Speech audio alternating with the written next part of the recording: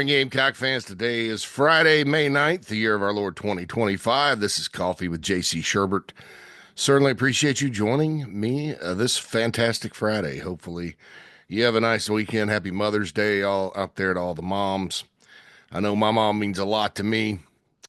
She is a saint. I was the oldest of four. I'm the oldest of four boys. I still have all my brothers. That's good these days, when you get older.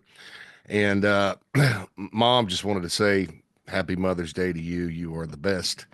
And to all the other mothers out there that I'm friends with and know, including my beautiful wife, Nat, happy Mother's Day to you too. My mother-in-law, Vara. Just want to get that out of the way. Not that that's not important, but sometimes I get busy, I lose track. There's so many holidays now too, or reasons to celebrate, but certainly happy for all the moms out there, and it's important in life, as we all know. For those of you that have lost your mother recently, including my friend Barry Sanderson from Tuscaloosa, uh, just thoughts and prayers to you. Keep the good memories alive. It's like my mom always told me about your parents. You only have, I mean, some people don't have, some people have more than one, in modern society, but you really, you get one most of the time, and you got to cherish every minute of it out there. So happy Mother's Day to everyone. Okay, now on to more depressing topics. It's kind of funny because I just talked about someone having a death in the family, and now we're going on to more depressing topics. But Carolina baseball, folks, welcome to rock bottom with this program. This program's never been in this bad a shape in 50 years. Never. I mean, I can't think of a stretch. This team has absolutely given up. It's obvious. You go out there and you play and you get beat and you compete. At this point, it's a losing team. You can somewhat accept that. You go out there and get beat 22 to 3, 8 nothing, and 24 to 2 on national television. The game was on ESPN2 last night. It's unacceptable. And I think it's to the point now where, something's got to give. The players or coaches have to go. So I don't think there's any way out of it. I mean, it's very rare that you see a team just give up. And even Missouri, who's behind Carolina in the standings, they don't play this year. They're still kind of fighting and trying. The basketball team, which is a big part of the, continued frustration with the fan base, and I don't blame you. They kept fighting till the end, knew they were out of it. Certainly had a lot of transition player-wise in that sport in the offseason, but man, I mean, this is embarrassing for the whole university. This baseball program has been a point of pride for a long time. I have to say, I'm shocked at the results. I mean, and again, losing and winning games is one thing, but straight up deciding you're not going to compete anymore and not really having a plan to get them to compete or whatever, it's inexcusable. You lose 24 to 2. Even had a lead in the game early, 1-0. That's just horrid. I've said a couple of times, I think it's the worst pitching coach situation they've had 30 years. And this program's had some really good pitching coaches who have, frankly, caught some flack while they've been here. But you look at what they've done other places and look back on their work, and they're actually pretty good. So I don't know what the thought process was there behind handing the pitching and the recruiting over to Terry Rooney, who's kind of a, wasn't super duper as the head coach at Central Florida. Baseball folks, they're kind of lukewarm on him. And I'm not saying it's all coaching, but that's part of it. You can't just sit there and say it's not coaching. It's just that these players stink. Well, who put the roster together? I mean, I think, there's a fundamental difference between basketball and this.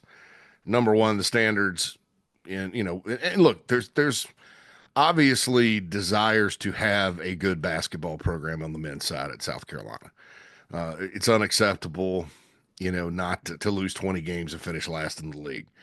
That's not the standard.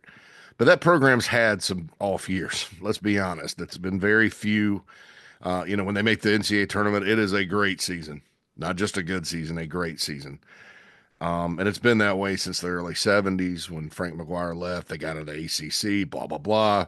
We can have a whole video on that at some point. But, the expectations in baseball are, to get to the NCAA tournament at a minimum. I mean, the guy that got fired, just recently, NCAA tournament in 21, 23, and 24, 3 out of 4 years. Of his 7 years coached here, I think he made it 5 times. 4 times? 5 times.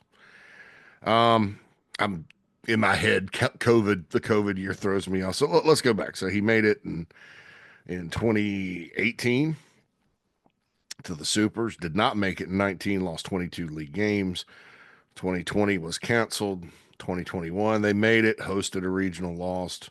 That's 2 of 3. Did not make it. 22, 2 of 4. So 4 out of the 6 years he coached here, they were an NCAA tournament team. Chad Holbrook, 3 out of the 5, including 2 super regionals apiece for those guys. And that wasn't up to the standard of this program. Putting together a roster in today's day and age and spending the resources they did on it, 4 times as much as last year's team. You don't expect to go 5-25, which is exactly where they're heading in the SEC. There's no hope they're going to win a game today. I mean, there's always hope. Baseball's crazy. Even the Chicago White Sox won 41 times last year, and they're not even trying to win. Carolina's trying. They weren't not trying to win when they put this whole thing together. So I'm not saying they won't win, but it doesn't look good. It looks like they're heading to 5-25, or at least a worse record. And there's only been, Whittle points this out, 3 other teams that have won less than 8 games in the SEC in 20 years? Something like that. I don't know the exact stat. Whittle's got it. Whittle's segment is up on the website, by the way. And, I'm not trying to be overly negative. You guys know that sometimes I'll find a silver lining in things. There's no silver lining here. The pitching's bad. The hitting's bad. Mediocre. Not terrible.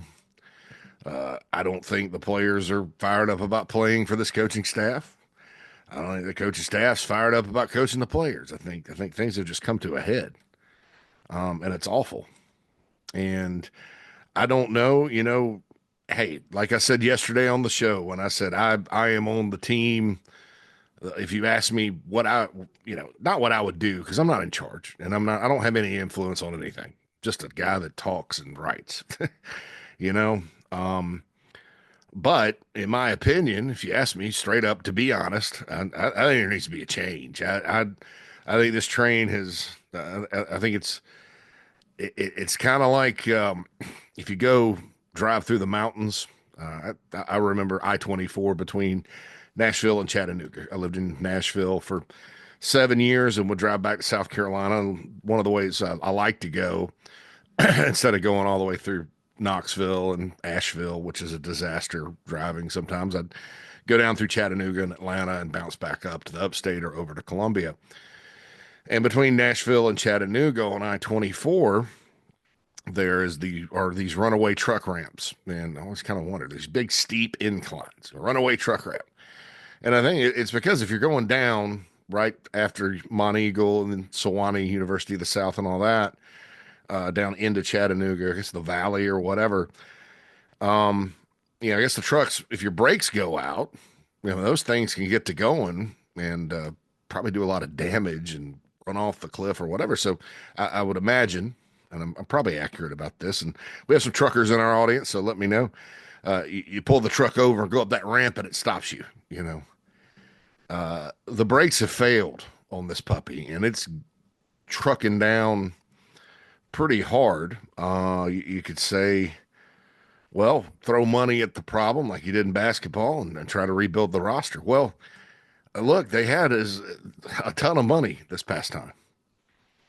So, unlike Lamont Paris, who with no money put together an NCAA tournament team, and a lot of the issues with the basketball team when you watched them play, especially at home, was they didn't know how to win. They didn't play well in crunch time. They didn't play smart. They didn't play with the system fit thing. There's no system fit here. It's baseball, and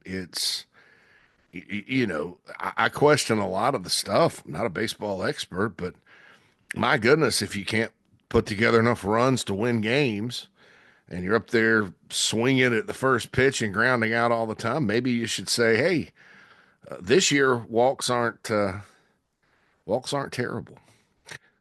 And I'll use a football analogy with this on that subject because I know football. Steve Spurrier would rather, when he was coaching, would have rather thrown a 25-yard touchdown pass than run the ball 3 times for 25 yards and get in the end zone. That was his thing. He liked to throw the ball. Well, in order to win games, especially with the year Marcus Lattimore's freshman year, when I remember the Georgia game and the Florida game. Well, they just gave Marcus the ball 37 times and 40 times and won that way, because that's how you were going to win.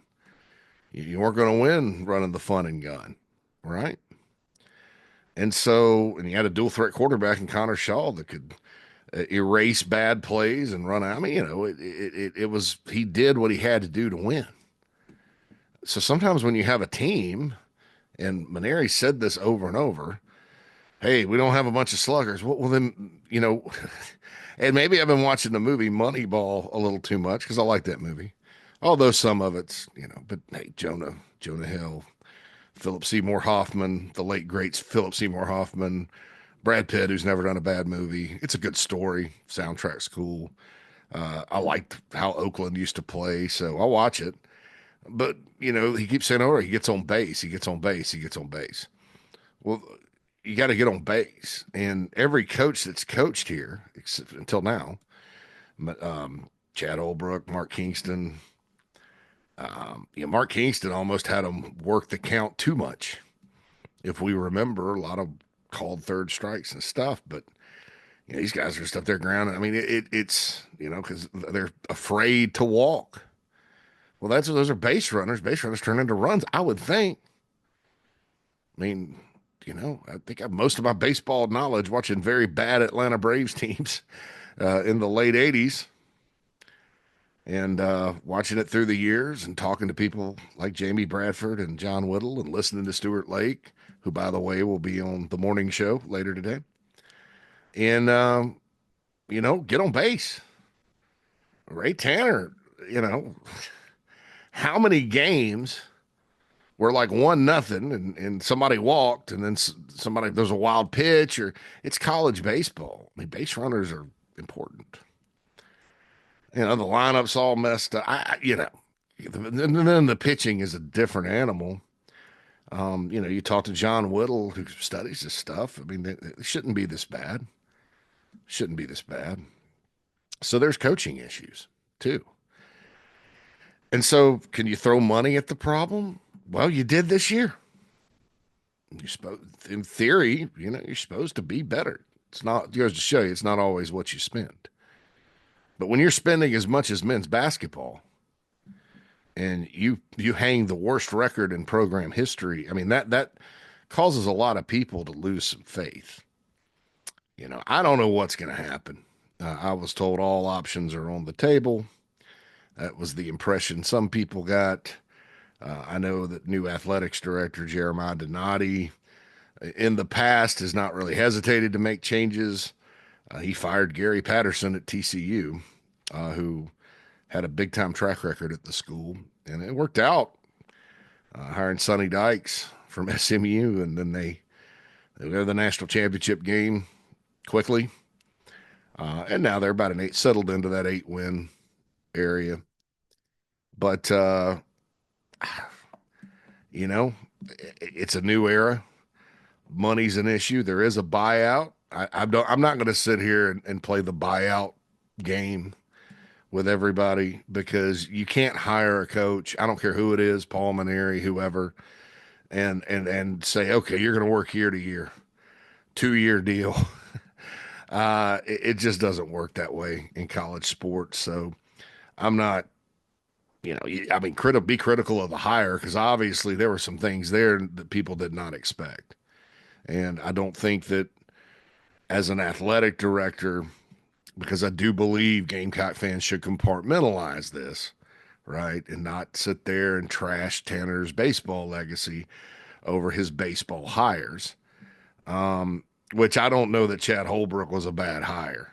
I think Chad Holbrook had the unfortunate job of following a legend, but hey, the standard wasn't met and he was quickly out. They gave Kingston a little bit more rope. Thought he totally, his final year, tried to outsmart himself. Couldn't make a decision. It was time. It was time. They're doing okay, but maybe they could do a little better. Right now, I mean, I think everybody would take Kingston's last 2 years over this. This is rock bottom, folks. This is the abyss. I don't know that the program with one awful year is in the abyss, but it was only 2019. It was only 2022 when they didn't make the tournament the last time. It was 2019 when there was 22 games in the SEC. They are losing ground as a baseball program. Because I always say job, program, team. And if your program's down for a long time, then the job becomes bad. And the job already is a great job in college baseball, probably top 10 job. But there's a lot of pressure to win right away here, and coaches know that.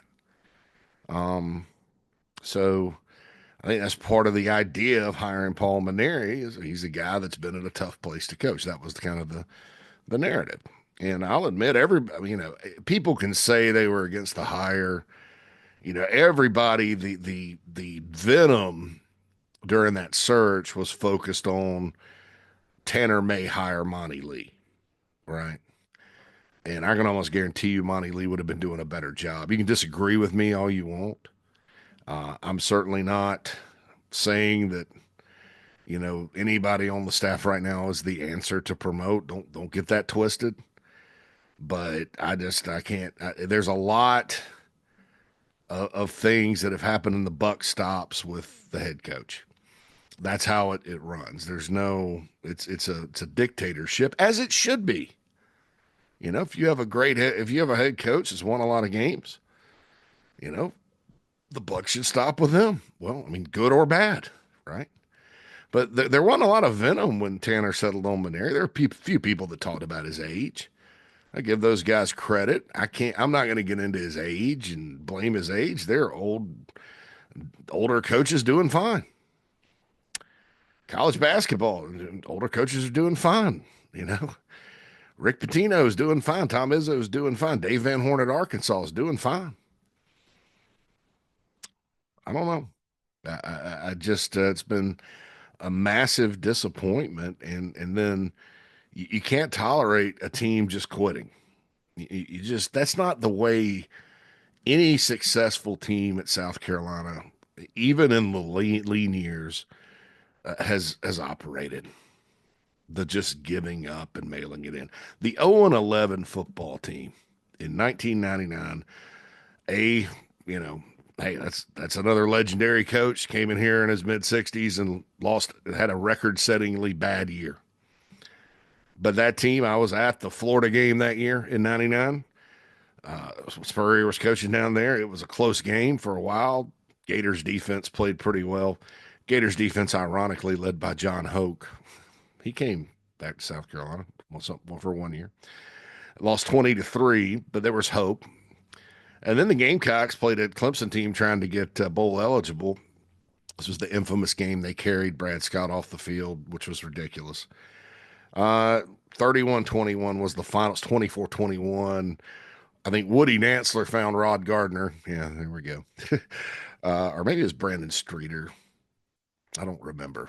Woody. I think it was Woody. One of them for a touchdown pass, and Clemson won 31-21. But the Gamecocks fought their ass off that day, right? I mentioned the basketball team fighting their ass off against Arkansas in the SEC tournament. And that was 1999. for football. This athletics program has come a zillion miles since then. The standards have changed. And in baseball, the standards have been really high since the early 70s. And so I don't understand it. If you ask me, I think there needs to be a change. I don't know that there will be. And if there's not, good luck to hopefully they can put a roster together next year to make it better because, you got to go find players. And, the guy that's heads up recruiting is also the guy that is the pitching coach. So I don't know.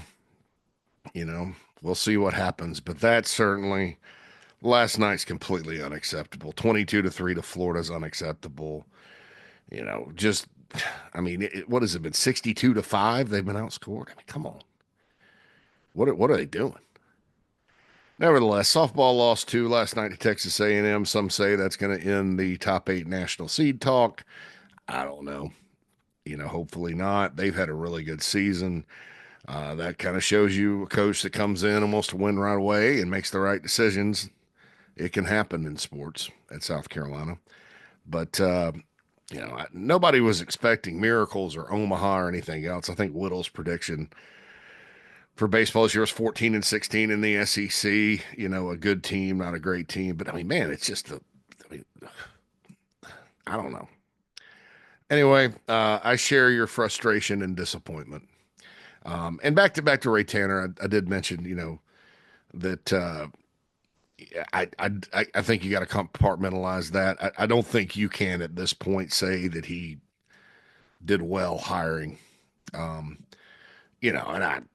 Hey, look, it's a crapshoot sometimes, but those of you that are a little perturbed at the product and want to hang it on the previous athletic director, he's an adult and can take the criticism. I think he probably knows it's not working out. And it's one thing to kind of go in there and struggle your first year, but it's yet another to go in and take over a proud program that has been making the postseason under a coach that everybody wanted fired 3 years ago and turn it into an absolute dumpster fire and, blame your players, blame the talent. Well, you spent this much money. Could you not go? Could you not find anybody? A lot of these guys that came in had other opportunities to play elsewhere as well. It's not like they were just like, oh, this guy, he had no other opportunities. So we decided to give him a shot at South Carolina, but he really belongs at Lander or wherever. That's not the case with this team. They did miss out on some players. Sometimes, and I've said this before about the portal, it's about getting the right guys. Maybe they're not the right guys. I don't know. I don't know how you determine that.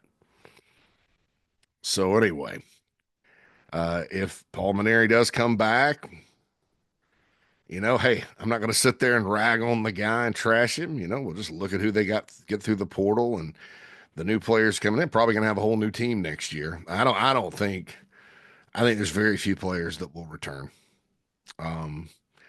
And baseball rosters are bigger. They're going to full scholarships. And that's another question. How does rev share and all that factor into the budget?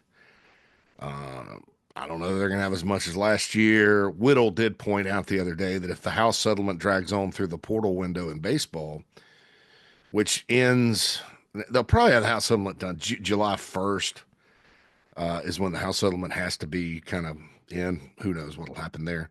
But the portal for baseball is like June 2nd through July 1st, or maybe it's the 1st through the 2nd. It ends July 2nd. So any deals with your front load have to be done earlier. And so we'll see. Maybe that'll be a godsend for whoever's coaching next year. Well, didn't mean to depress everybody to start off with. Football topic for today. Going to talk about the tight ends. Now, the tight ends here at the University of South Carolina have been on a heater a little bit. You have a lot of players that have done well at the position. You look, this staff, I'll start with the Muschamp staff, frankly. You had Hayden Hurst, first round draft pick. There's not a lot of guys that have played football here that have more respect for than Hayden. Certainly, Garnet Thor was a early weapon during that era. They missed him when he left. Guy came here as a walk-on, used to be a college baseball player, walk-on wide receiver under the Spurrier staff. And, there's another guy like that playing for the Denver Broncos as well. Nate Atkins was not a walk-on. He was a late addition from the portal, Greg Atkins' son, and kept playing and really was a star at the end of 2022 when the Gamecocks went on that run. And had he not gotten injured in the Gator Bowl, I think Carolina probably could have scored a couple more touchdowns against the my wife's Fighting Irish, and may have won the game. But he was kind of on a roll, and he's still playing pro football. Trey Knox, certainly his 1 year, caught a lot of passes. And Josh Simon has come in through the portal, caught 38 balls, led the team in receiving last year. Local guy, Nick Muse. Josh Simon was the local guy from Sumter. Nick Muse got drafted. He's got a Super Bowl ring now with the Eagles. Transfer in from William and Mary. I remember when that went down, everybody's like, oh my God, why? They got Nick Muse from William and Mary, and then the next year you got Jalen Brooks from Wingate, and they're both still in the NFL. That was kind of the early signs that transfer portal guys from lower levels tend to work out if you evaluate them the right way. And so Nick Muse certainly is another one.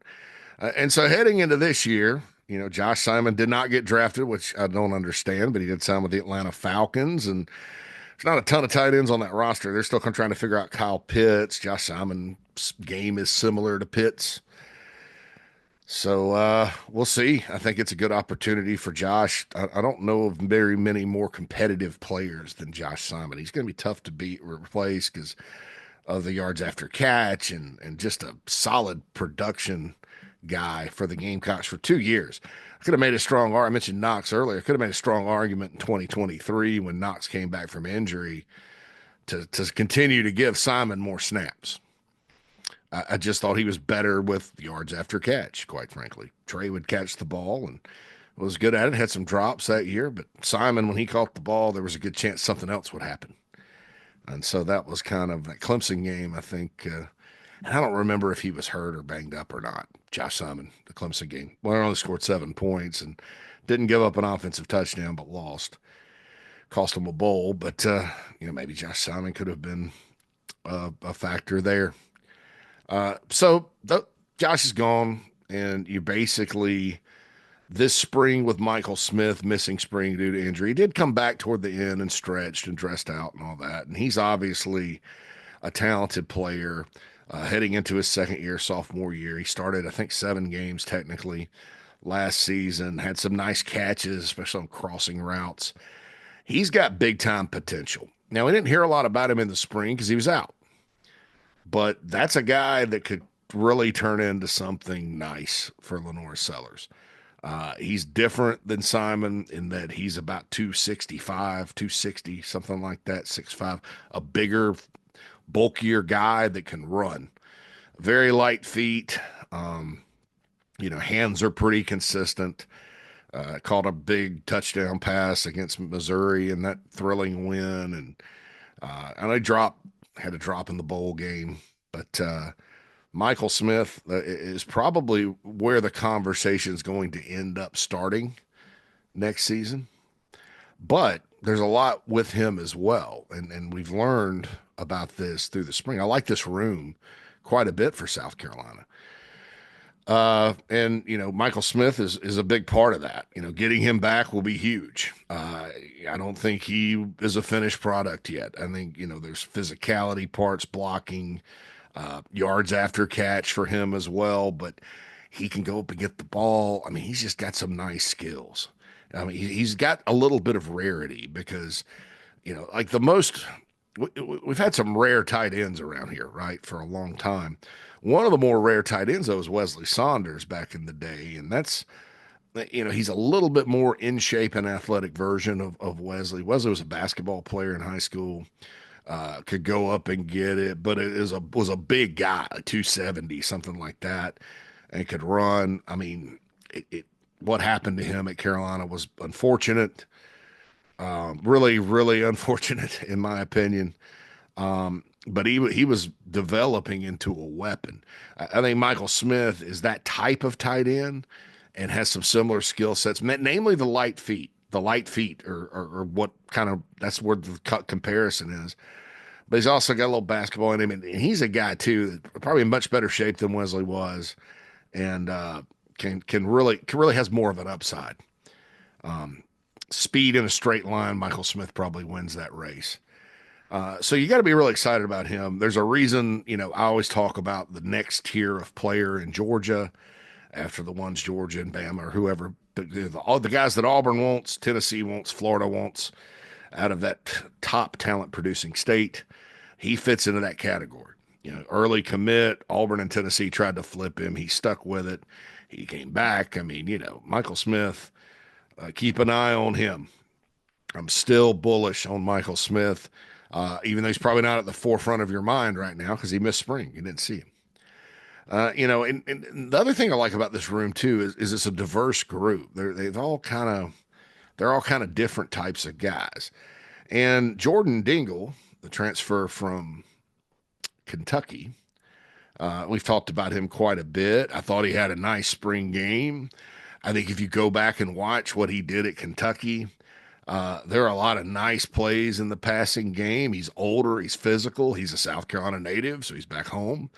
I remember the previous staff was when he was kind of going through his recruitment, they loved him. Bobby Bentley, who was coaching tight ends at the time, I mean, they tried really hard to get him, but he lived at the time in Bowling Green, Kentucky, and stayed at home. I thought Kentucky completely underused him because they had so many problems on offense, and you did have some good receivers at Kentucky. Dane Key, Barry and Brown, those guys aren't there anymore, but only one ball, and Mark Stoops likes to run it, so I guess the opportunities in theory would have been limited, but he can catch.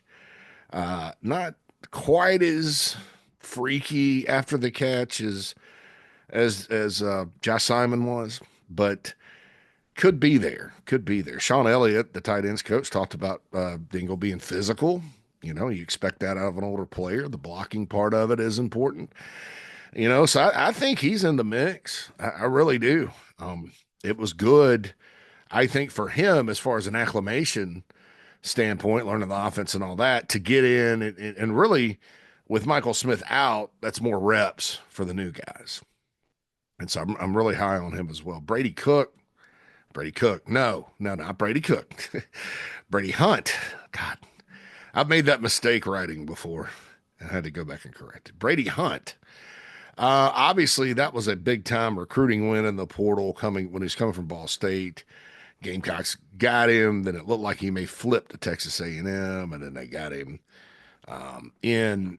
I thought last year maybe the expectations skewed a little high for him. I've said this before. Tough luck on special teams. I mean, he had in the opener a beautiful catch for a touchdown on a fake punt or field goal one. I think fake field goal. And it was called back for penalty, like a lot of things in that game. The great escape of 2024. And then against Oklahoma, they ran a fake field goal, and Kai Kroger, 9 times out of 10, hits him, and he walks in the end zone. Kai was just a little late on that one. It did not happen, the fake field goal. That would have put Carolina up 39-3. If they'd have kicked the extra point, they'd gone for 2 the previous touchdown. That'd have made it 40-3. That'd have been a pretty score at halftime at Norman. That's crazy. But, so tough luck there.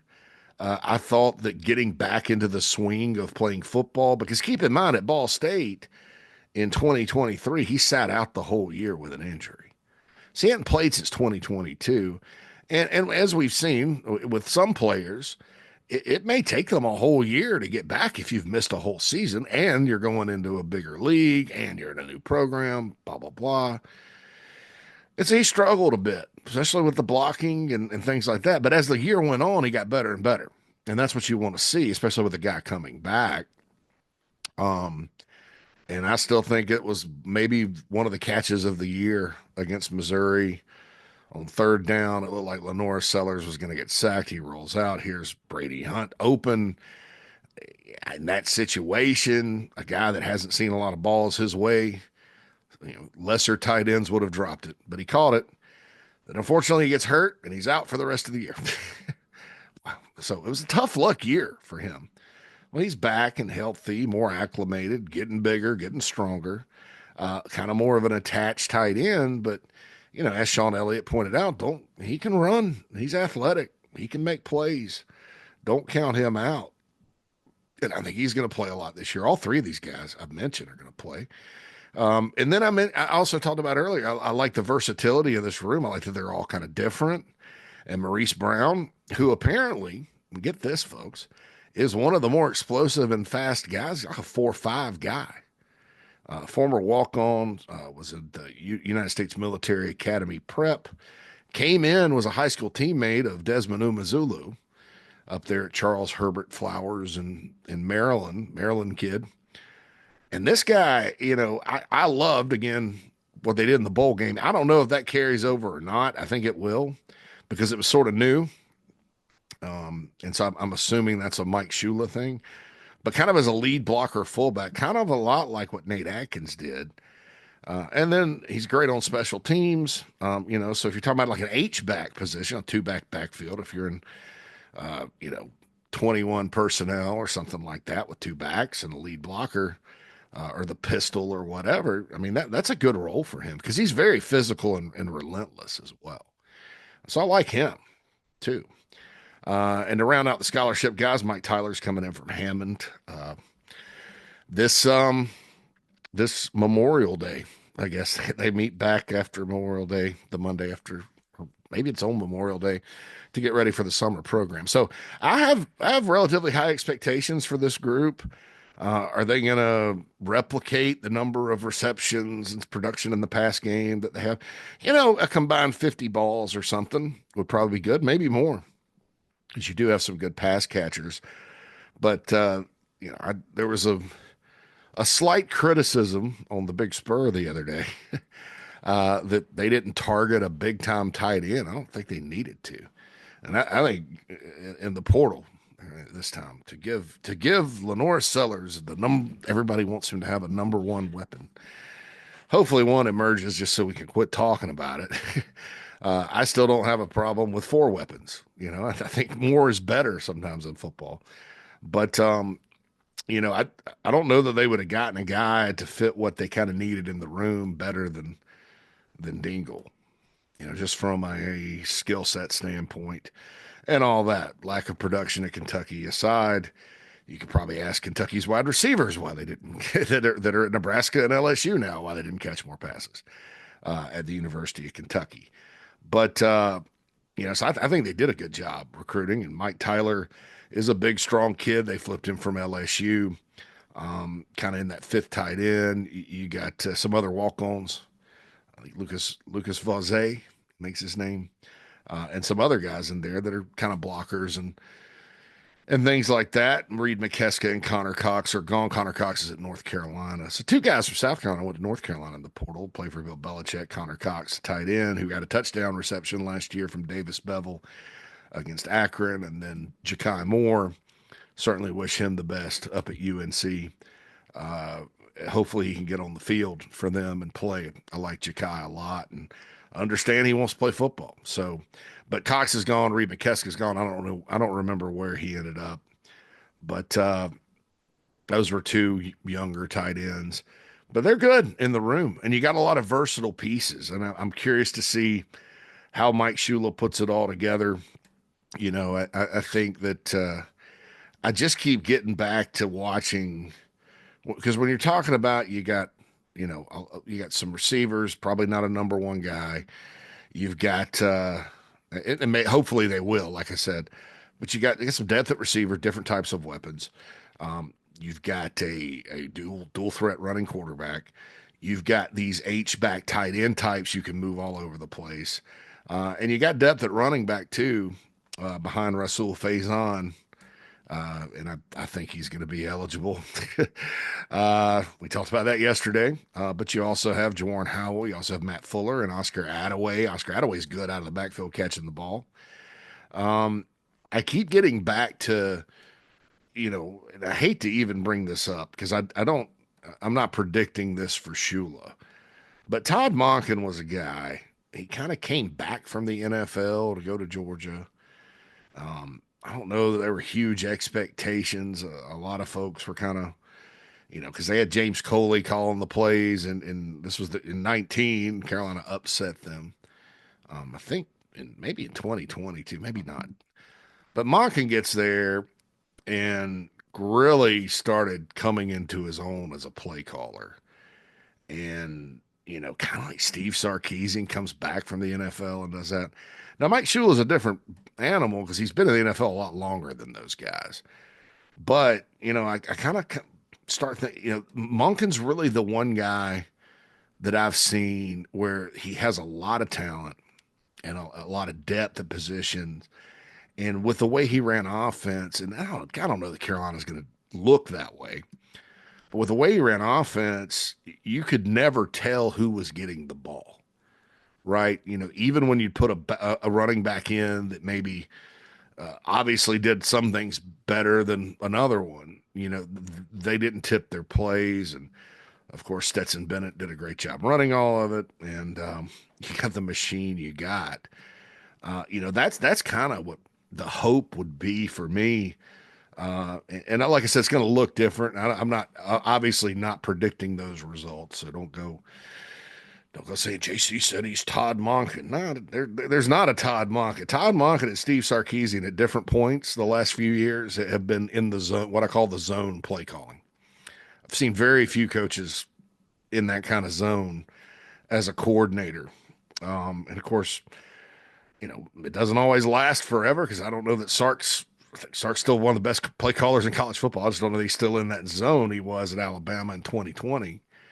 And Georgia obviously has Mike Bobo now, and Monken's back in the NFL. But I think there's some truth to, the philosophy of if you have a lot of guys that are kind of a little different, but the same, you can mask things, package things, and really be creative and spread the ball around. It's hard to do.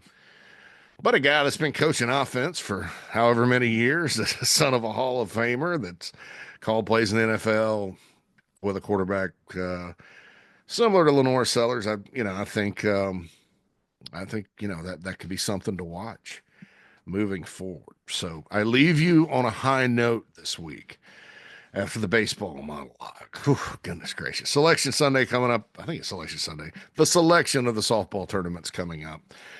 Again, Gamecocks go down to Texas A&M 12-4. A&M is ranked number 1 in the country. Tough one, but beating Alabama again was good. And yeah, I wouldn't count this team out, even if they have to go on the road for a super. I think that they've got a little spunk about them, and quite frankly, it's been a bright spot. But baseball, I don't know what's going to happen. By the way, Shane Beamer did want to mention this news note. Vakari Swain's going to be back with the team when they rejoin for the summer. That's good. Curious to see how Vakari, and I'm going to talk about defensive backs next week. We'll have another look in. We're going to go through the positions here on Coffee. It's going to be interesting to see where he fits in because Brandon Cisse had such a good spring.